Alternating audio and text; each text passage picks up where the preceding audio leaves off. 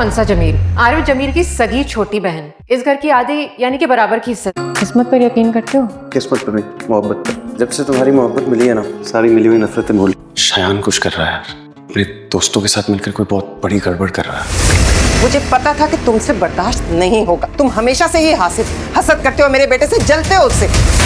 Factory के बारे में कोई बात करनी है? तुम मुझसे फैक्ट्री के बारे में क्या बात करो? ड्रामा सीरियल बस तेरा साथ हो आने वाली एपिसोड बहुत इंटरेस्टिंग होगी, क्योंकि अब जो कुछ भी अंश कहने जा रहा है इसके बाद उसका ताया मुरसलीन उस पर सीधा सीधा हाथ उठा लेगा, जबकि उसकी ताई जान पहले ही बता चुकी है कि तुम मेरे बेटे से जलते हो। अब अंश इतनी बड़ी सच्चाई बताने के बाद भी मुजरिम ही बनेगा। ये सारा कब ख़त्म होगा इस एपिसोड से? लेकिन आने वाली एपिसोड शायद इससे बेहतर हो। लेकिन ऐसा लगता है कि आने वाली एपिसोड में शयान का कट्ठा चट्ठा सब जब अंश लेकर आएगा अपने ताया जान के पास, तो वो पहले उससे दादा जान के पास लेकर जाता है फरियाद, और बताता है कि वो कुछ गलत कंपनी में ज़रूर कर रहा है अपने दोस्तों के साथ मिलकर। और ये बात वो अंसा को भी बता चुका था, और दादा जान को पूरा भरोसा था कि वाकई ही शयान ऐसा कोई ना कोई ज़रूर कुछ कर रहा होगा जिस पर अंश को शक है, क्योंकि अंश पर दादा जान को पूरा भरोसा था। वो कभी कोई गलत काम नहीं कर सकता और ना ही गलत का साथ दे सकता है, इसलिए वो जो कुछ कह रहा है वो सच कह रहा है। जिस पर अंसा भी कहती है कि तुम्हें ताया मुरसलीन को सब कुछ बता देना चाहिए। अगर तुमने वक्त पर कुछ ना बताया तो हो सकता है उनकी कंपनी को बहुत बड़ा नुकसान हो। जिस पर मुरसलीन के पास चला जाता है अंश और बताता है कि मुझे कंपनी के बारे में कुछ बताना है, जबकि उसका ताया उसकी किसी बात को सुनने पर एग्री नहीं होता और कहता है कि तुम मुझे बताओगे। इधर शयान और उसके दोस्तों को भनक मिल चुकी थी कि हमारे बाबा जान के पास कोई ना कोई सच्चाई अंश जरूर लेकर जाएगा, लेकिन उन्होंने उसको पहले ही अंश को फंसा दिया मुरसलीन के पास। मुरसलीन के पास जैसे ही अंश जाएगा सारी बात बताने के लिए, तो मुरसलीन का सीधा सीधा हाथ टूट जाएगा, क्योंकि उसको लगता है कि झूठ बोल रहा है अंश। जो कुछ बता रहा है वो सब का सब झूठ बोल रहा है, सिर्फ और सिर्फ मेरे बेटे शयान को बदनाम करने के लिए या फिर उसे फंसाने के लिए। ऐसा भी मुमकिन है कि शयान ने जो कुछ अंसा के साथ किया था, अंश शायद अपना बदला उतारना चाह रहा हो, लेकिन क्या करता अंश? अब सबकी बातों का जवाब वो नहीं दे सकता था। लेकिन दूसरी तरफ शहरीन जब जब अंसा और अंश को इकट्ठा देखेगी तो वो अपने ऊपर काबू नहीं पा सकेगी, और जैसे ही कमरे में जाएगी तो सीधा सीधा शीशा तोड़ देगी। जब उसकी शक्ल को देखकर अंश रुकता नहीं, वो उसे थैंक यू भी कहती है, लेकिन अंश कोई जवाब नहीं देता। लेकिन अंसा के सामने चुप हो जाती है शहरीन। शहरीन को लगता है कि अंश को थैंक यू कहकर उसने बहुत अच्छा किया है, लेकिन वो अपनी फीलिंग का उसे कैसे एहसास दिलवाए। अब शहरीन ने पक्की कोशिश करनी है अंश के दिल में अपनी मोहब्बत का बीज बो सके, लेकिन अंसा ऐसा कभी नहीं होने देगी, क्योंकि अंश भी मोहब्बत करता है अंसा से, इसलिए उसे छोड़कर कभी शहरीन की तरफ मुतवज्जा नहीं होगा। इधर शहरीन बार बार अपने आप को कोसती है और अंदर ही अंदर अब बहुत ज़्यादा शर्मिंदा भी है और गिल्ट में भी, जिस पर उसकी माँ उसे एहसास दिलवाती है कि तुम क्या कर रही हो अपने साथ। अगर उसने सब कुछ तुम्हारे साथ गलत किया है तो तुम उससे अपनी ज़िंदगी जीना शुरू कर दो, तुम उसके गम को लेकर क्यों गले से लगाकर बैठी हुई हो। इधर शयान के दोस्तों को अंश जैसे ही उसके ऑफिस में देखता है तो उनसे पूछता है कि तुम उसकी गैर मौजूदगी में क्या कर रहे हो, जिस पर वो बहुत ज़्यादा उस पर ट्रोलिंग करते हैं और हंसते हैं, हुटिंग करते हैं। और जब मुरसलीन आता है तो उसके दोस्त अपने काम में लग जाते हैं और ऐसे ही प्रटेंड करते हैं जैसे शयान ने उनको कहा था ऑफिस में रुको मैं अभी आ रहा हूँ। इधर अंसा अपनी दोस्त को कहती है कि मेरे भाई ने मेरे साथ बहुत गलत किया था। आगे का कदम उसकी दोस्त और अंसा मिलकर उठाएंगे। वो जाएंगे अपने ही घर पर। अंसा को वो सजेशन देती है कि 20-30 लाख रुपए का तुम्हारा घर सेल हो जाएगा आराम से, तुम्हें चाहिए कि वो सारी इन्वेस्टमेंट कर दो और तुम अंश को हमेशा के लिए पॉपुलर बना दो।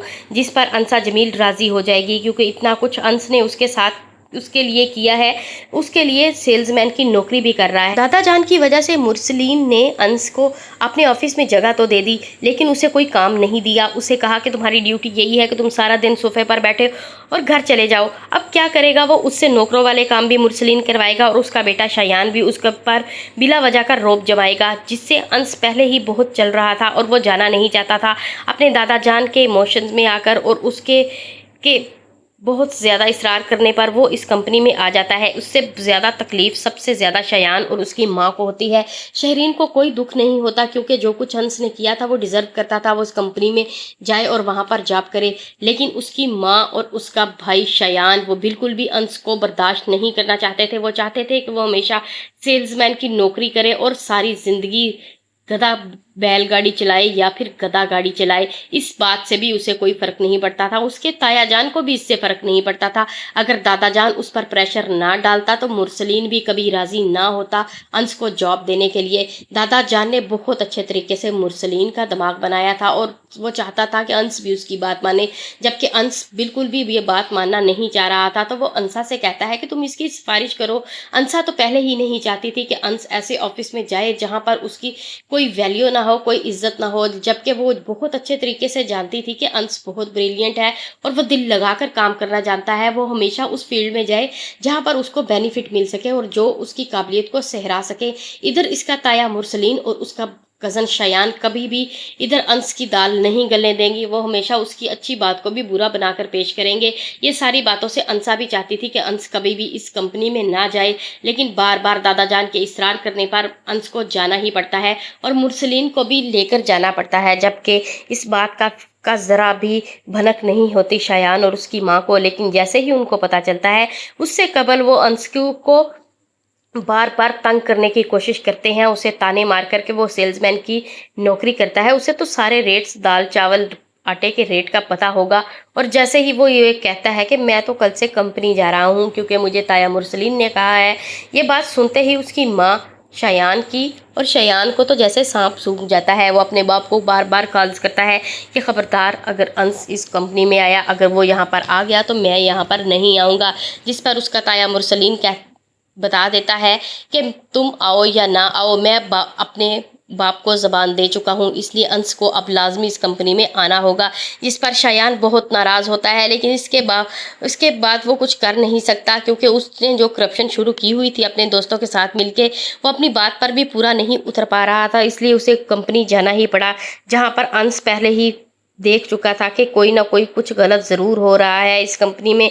इसके दोस्त तो पहले ही अंश को मशकूक लग रहे थे, लेकिन मुरसलीन का उन पर अंधा यकीन और शयान का, जबकि मुरसलीन को भी अंदाज़ा था शयान के दोस्त कोई अच्छा काम नहीं कर सकते, उसको भी पहले दिन से वो मशकूक लग रहे थे। लेकिन अंश के बताने के बाद वो चुकन्ने ज़रूर हो जाएगा, चाहे वक्ती तौर पर अंश को थप्पड़ मारकर वो चुप करवा दे, लेकिन इसके बाद वो पूरी इन्वेस्टिगेशन ज़रूर करेगा और अपने बेटे के भी थोड़े कान खींचेगा कि वो किस ध्यान में लग चुका है। क्या उसे नहीं पता ये कंपनी उसकी है? अगर वो उसे नुकसान पहुँचाएगा तो फ्यूचर में अपने लिए बहुत ज़्यादा नुकसान पैदा करेगा, उसमें उसको सड़क पर भी आना पड़ सकता है, चाहे कुछ भी हो।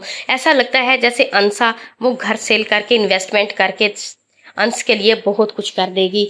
वो ऐसा स्टार्टअप बना देगी कि जो छोटे से बिजनेस को अंश लेकर बहुत बड़ी बुलंदी पर लेकर चला जाएगा, जिस पर शयान और उसका बाप मुरसलीन और उसकी फैमिली सिर्फ और सिर्फ नज़रें उठाकर देख ही सकेंगे। कभी शयान उस तक नहीं पहुंच पाएगा क्योंकि शयान ने जिन कामों में लगा हुआ है इसके बाद उसकी तरक्की के चांसेस तो नहीं है, अलबत्ता उसके डूबने के चांसेस बहुत ज़्यादा हैं। अब देखो अंश छोटे से कारोबार को कितना बड़ा बढ़ाकर अपने ताया से बड़ी कंपनी पर लेके जाना चाहता है, क्योंकि वह पहले भी अंसा को बता चुका था, मैं जानता हूँ कि अल्लाह मुझ पर राज़ी है और वो मुझ पर करम ज़रूर करेगा।